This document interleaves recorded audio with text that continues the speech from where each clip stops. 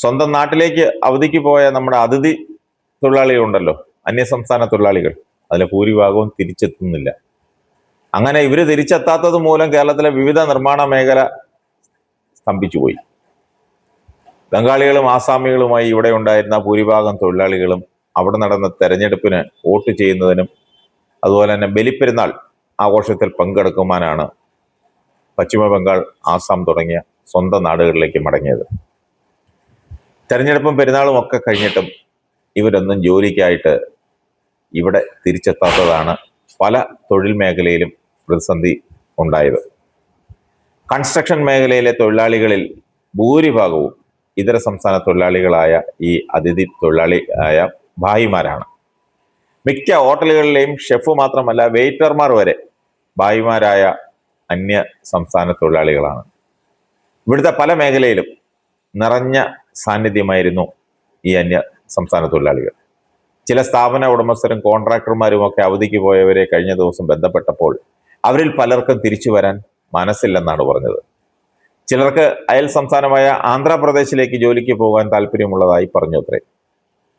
ഇതൊരു കോൺട്രാക്ടർ പങ്കുവച്ചതാണ്. ചിലർ train ticket കിട്ടാത്തതാണ് കാരണമായി പറയുന്നത്. അത് വെറുതെയാ, അതൊരു ഉടായ്പ. ടിക്കറ്റൊക്കെ കിട്ടും. എവിടുന്നാ ടിക്കറ്റ് വേണ്ടത്? കൂലി കൂടുതൽ കിട്ടാനുള്ള ഒരടവാണത്. മിക്ക അന്യസംസ്ഥാന തൊഴിലാളികളും കൂലി കൂടുതൽ ആവശ്യപ്പെട്ടു തുടങ്ങി. ഇവിടെ പല മേഖലയിലും ഒഴിച്ചുകൂടാൻ പറ്റാത്തവരായി തീർന്നെന്ന തിരിച്ചറിവ് അവർക്ക് വന്നിരിക്കുന്നു. അവരില്ലെങ്കിൽ പണി നടക്കില്ലെന്ന ബോധ്യം അവർക്കുണ്ടായി. കൂലി വർധനവ് ഉൾപ്പെടെയുള്ള തങ്ങളുടെ ഡിമാൻഡുകൾ നിരത്താനുള്ള അവസരത്തിനായിട്ടാണോ കേരളത്തിലേക്ക് മടങ്ങി വരാൻ മടി കാണിക്കുന്നതെന്ന സംശയം.